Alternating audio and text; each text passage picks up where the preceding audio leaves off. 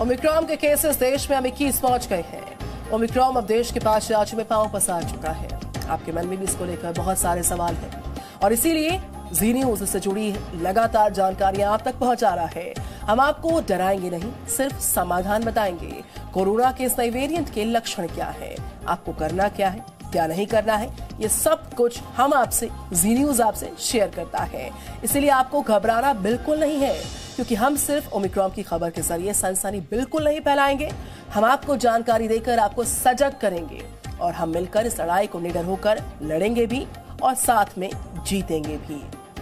तो कोरोना के इस नए वेरिएंट की हम बात कर रहे हैं। ओमिक्रॉन का जाल देश में आहिस्ता आहिस्ता बढ़ता जा रहा है। मुंबई में मिले ओमिक्रॉन के 2 नए केसेस की जानकारी के बाद महाराष्ट्र में नए वेरिएंट के केसेस की कुल संख्या 10 हो गई है।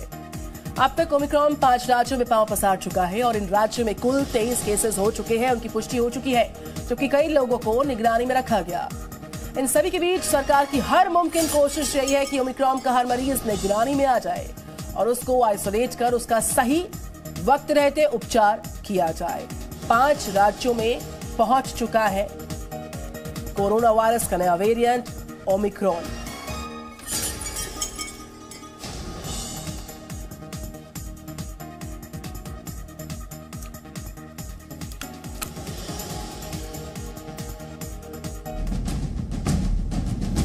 पांच राज्य 23 मामले।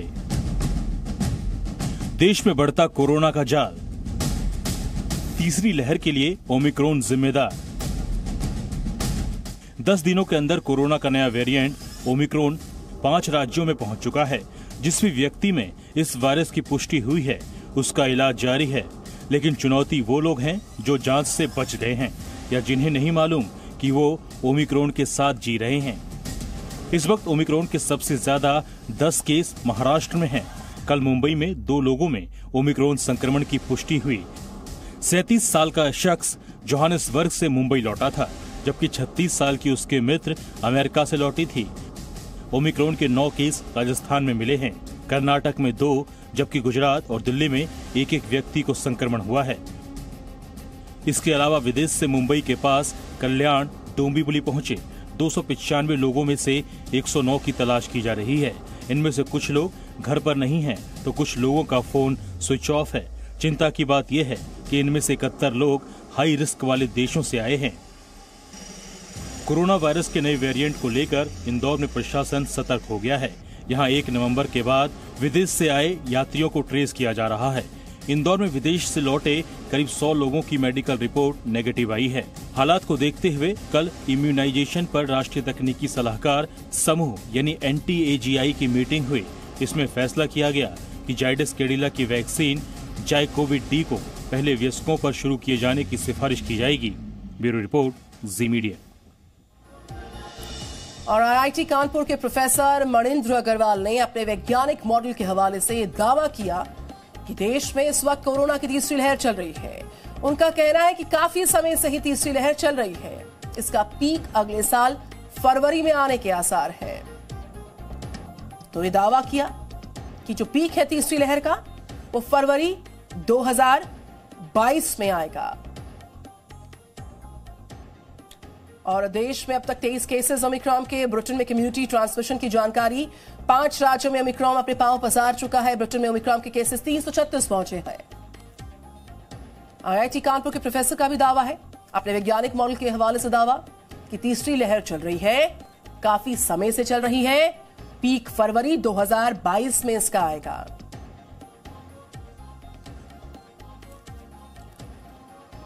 और इस वक्त हमारे साथ जुड़ चुके हैं IIT कानपुर के professor Manindra Agrawal. Very good morning mister Agrawal. जिस तरीके से दावा किया जा रहा है और आपने अपने वैज्ञानिक मॉडल के हवाले से दावा किया है कि इस वक्त कोविड की तीसरी लहर चल रही है, इससे जनता में कौतूहल बढ़ना लाजमी है। मैं चाहूंगी आप बेहतर तरीके से समझाएं किस तरीके से आप कह पा रहे हैं कि तीसरी लहर चल रही है और फरवरी 2022 में वो अपने पीक पर होगी। डॉक्टर अग्रवाल। धन्यवाद। एक चीज मैं स्पष्ट करना चाहूंगा, जो आपने कहा कि तीसरी लहर इस समय चल रही है, मेरा मानना है ये एक अनुमान है, इसमें कोई निश्चित रूप से मुझे नहीं मालूम। जब हम इस तरह का सिमुलेशन करते हैं फ्यूचर के लिए, तो एक प्रयास होता है कि क्या खराब से खराब स्थिति आ सकती है उसको देखें। तो इसलिए ये मान के मैंने चला कि ओमिक्रॉन इस समय देश में फैलना शुरू हो चुका है। तो जब इस प्रकार से फैलना शुरू हुआ, और ये हमें मालूम है कि ओमिक्रॉन डेल्टा से ज़्यादा तेजी से फैलता है, तो अपने मॉडल के द्वारा हमने प्रेडिक्शन निकाले कि तीसरी लहर अपने उच्चतम स्तर पे फरवरी में होगी। लेकिन इसमें एक अच्छी बात ये जो दिख रही है कि इम्यूनिटी का, और साउथ अफ्रीका से जो भी जानकारी आ रही है वो ये कि जो भी लोगों में इम्यूनिटी है उन पे ज़्यादा असर, देश में आप मान लीजिए कि चलिए कि 90% या उससे भी अधिक लोगों में या तो नेचुरल इम्यूनिटी है या वैक्सीन इम्यूनिटी है। तो इसलिए बहुत ज़्यादा इसका असर हमारे देश में होने की संभावना नहीं है। बिल्कुल प्रोफेसर अग्रवाल, जो आपका अनुमान है जिस तरीके से, वो कई सारे सवाल भी सामने लाता है। लोगों में उत्सुकता भी है, चिंता भी है। और जहां तक हम बात कर रहे हैं कोविड के इस नए वेरिएंट की, उसमें चाहे स्प्रेड की बात करें उसके या फिर उसके म्यूटेशन की बात करें, वो डेल्टा प्लस से काफी ज्यादा तीव्रता के साथ बढ़ रहा है।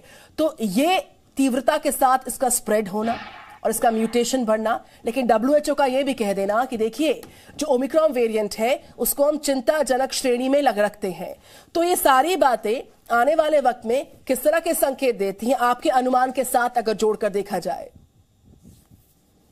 संकेत ये दे रही हैं कि संख्या बढ़ेगी, पहली वेव के जितनी तक हो सकते हैं संख्या, लेकिन जो हॉस्पिटलाइजेशन की संभावना कम है, बहुत कम लोगों को आवश्यकता पड़ेगी। तो जो एक दूसरी वे में जिस प्रकार से बहुत ज़्यादा समस्या हो गई थी हॉस्पिटल बेड्स की, ऑक्सीजन की, मुझे नहीं लगता कि इस बार कोई इस प्रकार की समस्या होनी चाहिए जिस तरह के साउथ अफ्रीका से अभी तक हमारे पास जानकारी आई है। तो ये एक अच्छी चीज़ है। जो तीसरी लहर आएगी उससे और लोगों में जो इन्फेक्शन होगा, अगर माइल्ड हुआ तो उसमें कोई ज़्यादा चिंता की बात नहीं है। लोगों पर सावधानी थोड़ी बरतनी चाहिए। बिल्कुल प्रोफेसर अग्रवाल, सावधानी ही सुरक्षा है और जी न्यूज़ भी बार बार देश के दर्शकों से यही अपील करता है। लेकिन देश में जिस तरीके से ओमिक्रॉन का जाल आहिस्ता आहिस्ता बढ़ रहा है, केसेस की संख्या में आहिस्ता ही सही लेकिन इजाफा हो रहा है। फरवरी तक आते आते पीक पर यह संक्रमण का आंकड़ा हो सकता है तीसरी लहर का ध्यान रखते हुए। तो जो दूसरी लहर का प्रकोप था उसके कंपैरिजन में आप इसको कैसे आंकते हैं, कैसे इसका एनालिसिस करते हैं? और चूंकि सिम्टम्स माइल्ड हैं तो क्या ये फैटल साबित हो सकता है आने वाले वक्त में? क्योंकि जहां तक इसके केसेस की संख्या की बात करें और उस रेशो की बात करें जिसमें लोगों की जान जाती है, वो अभी बहुत ही न के बराबर है। तो प्रकोप का खतरा कितना ज्यादा है, कितना घातक है, मैं ये जानना चाह रही हूं आपसे। घातक कम लग रहा है, घातक डेल्टा से काफी कम लग रहा है। फिर मैं कहूंगा कि साउथ अफ्रीका से जो जानकारी आ रही है उसी पे आधारित ये सारे आकलन हैं। और कुछ वैज्ञानिकों का तो ये भी मानना है कि ये एक ब्लेसिंग इन डिस्गाइज है, क्योंकि ये डेल्टा से ज़्यादा तेजी से ओमिक्रॉन फैल रहा है, असर उतना नहीं कर रहा है। तो जिनको डेल्टा से इन्फेक्शन होके जिनकी तबीयत ज़्यादा खराब हो सकती थी, वो ओमिक्रॉन से इन्फेक्शन होके उनकी तबीयत कम खराब होती है और उनके अंदर इम्यूनिटी आ जाती है। तो शायद एक प्रकार से ये अच्छी खबर होगी कि जहां पे संख्या हॉस्पिटलाइजेशंस की बढ़ सकती थी, ओमिक्रॉन की वजह से उतनी नहीं बढ़े। बिल्कुल प्रोफेसर अग्रवाल, 5 राज्य और 23 ओमिक्रॉन वेरिएंट के केसेस का सामने आना और आने वाले वक्त में जो आपका अनुमान है उसको अगर जोड़कर देखा जाए तो भारत सरकार की टेस्टिंग को लेकर, ट्रैकिंग को लेकर, ट्रीटमेंट को लेकर जो पूरा मैकेनिज्म है, जो पूरी तैयारियों का जाल है, वो जितना व्यापक है और जिस तेजी के साथ वैक्सीनेशन भारत भर में रिकॉर्ड तोड़ रही है, आने वाले वक्त में चुनौतियां कम हो सकती हैं सेकेंड वेव के मुकाबले। आपका इससे मुझे लगता है काफी इत्तेफाक होगा। जी बिल्कुल, वैक्सीनेशन जिन्होंने भी नहीं कराया है वो अवश्य करा लें। हमारे यहाँ 50% से ज्यादा एडल्ट्स का डबल वैक्सीनेशन हो चुका है और हमारे आकलन के हिसाब से लगभग 80% जनसंख्या में नेचुरल इम्यूनिटी भी आ चुकी है। इसलिए इम्यूनिटी का स्तर बहुत ही अधिक है देश में, तो ज्यादा चिंता शायद नहीं करनी चाहिए।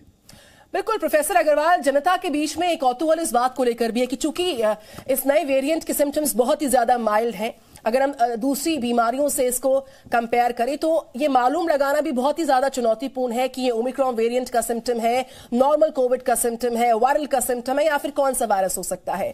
तो ये समझ पाना, इसको भांपना और डॉक्टर तक पहुंचना, ये जो पूरा टाइम पीरियड है ये भी अपने आप में बहुत ज्यादा कंफ्यूजिंग रहने वाला है। जनता इसको लेकर भी बहुत ज्यादा कंफ्यूज्ड है कि कैसे मालूम लगाए कि कोविड का वेरिएंट है, ये नॉर्मल कोरोना वायरस है या फिर कोई और वायरस है।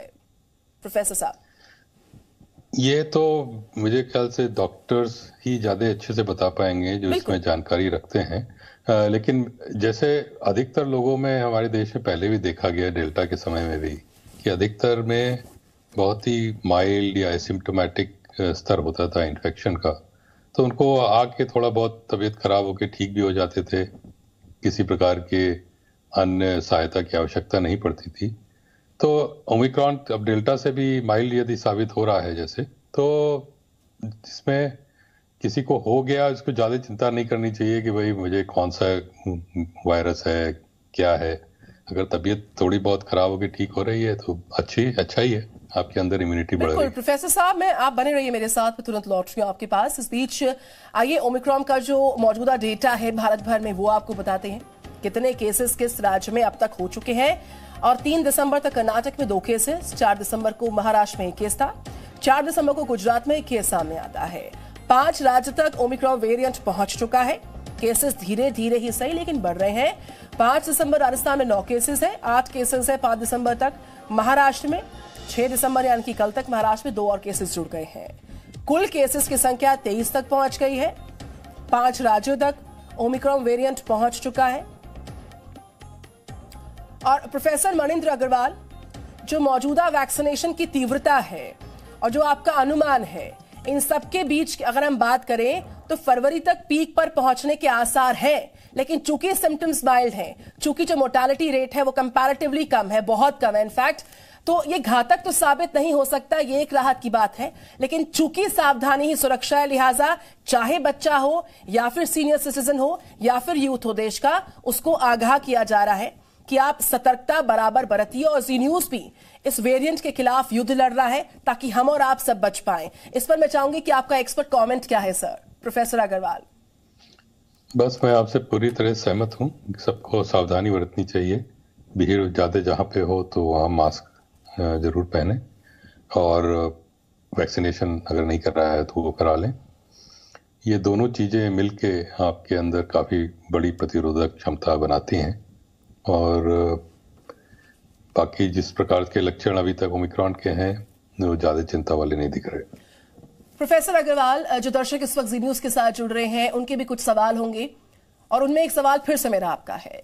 जो दावा आपका है, जो अनुमान आपका है, जो स्पेकुलेशंस हैं, उसमें आपके वैज्ञानिक मॉडल के हवाले से दावा है कि देखिए इस वक्त कोरोना की तीसरी लहर चल रही है और पीक पर फरवरी तक आ सकती है।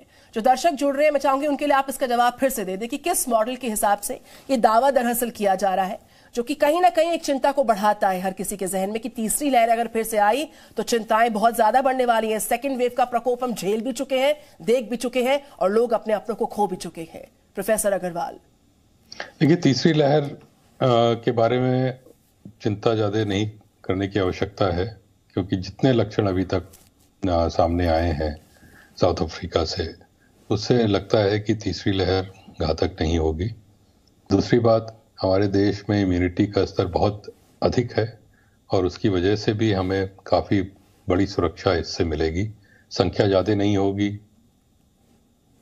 दिख रही हमें नए केसेस की संख्या पहली लहर के शायद पास पहुंच पाए, और उसके अलावा हॉस्पिटलाइजेशन की आवश्यकता भी शायद बहुत ही कम पड़ेगी। तो कुल मिला के मुझे लगता है कि दर्शकों को जो भी सुन रहे हैं सावधानी बरतनी चाहिए, लेकिन चिंता इसके लिए बात ज्यादा नहीं करनी चाहिए। प्रोफेसर अग्रवाल, देश के बच्चों के लिए हर पेरेंट की यही चिंता है कि देखिए तीसरी वेव आती है या फिर नहीं, या फिर चल रही है, इसका पीक फरवरी तक होगा आपके अनुमान के अनुसार।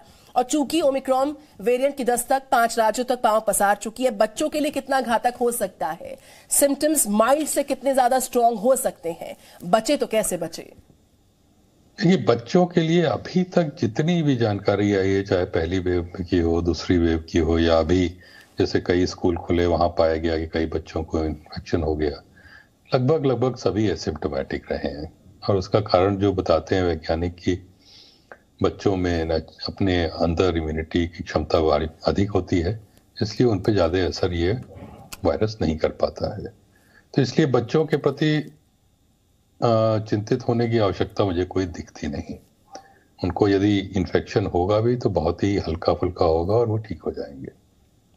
बिल्कुल, ये आपने बड़ा सुकून भरा जवाब दिया। हर उस पेरेंट के लिए बहुत जरूरी था ये जवाब। इसलिए मेरा सवाल भी था कि देखिए, पेरेंट्स की चिंता बहुत लाजमी है। बच्चे छोटे होते हैं, इम्यूनिटी कंपैरेटिवली उनकी कमजोर होती है, और वो कैसे फाइट करें अगर वो इस ओमिक्रॉन वेरिएंट से ग्रसित होते हैं। और जिस तरीके से आपने इस बात का जिक्र किया कि चूंकि सिम्टम्स माइल्ड हैं, बच्चों के लिए चिंता ज्यादा नहीं है। प्रोफेसर अग्रवाल, जिस तरीके से आपने अपने वैज्ञानिक मॉडल के हवाले से दावा किया और उस पर हम लगातार बात करें कि तीसरी लहर पर यह बड़ा दावा है आपका, देश में तीसरी लहर इस वक्त चल रही है। फरवरी 2022 तक तीसरी लहर के साथ साथ इसका पीक हो सकता है, उसके आसार आपने अपने इस मॉडल के हिसाब से व्यक्त की हैं। आपने जी न्यूज से बात की, कुछ वाजिब सवाल थे, और साथ ही साथ जो खतरा हो सकता है दूसरी लहर के मुकाबले, सेकेंड वेव के मुकाबले, वो कितना कम कितना ज्यादा हो सकता है, उस पर तमाम डिटेल जानकारी आपने साझा की। बहुत शुक्रिया प्रोफेसर मनिंद्र अग्रवाल, जानकारियां साझा करने के लिए, हमसे जुड़ने के लिए। इसी के साथ सी न्यूज पर वक्त एक छोटे से ब्रेक का है। आप कहीं मत जाइए, देखते रहिए, बने रहिए हमारे साथ। Presenting B News app, available on Google Play and App Store. Download it now.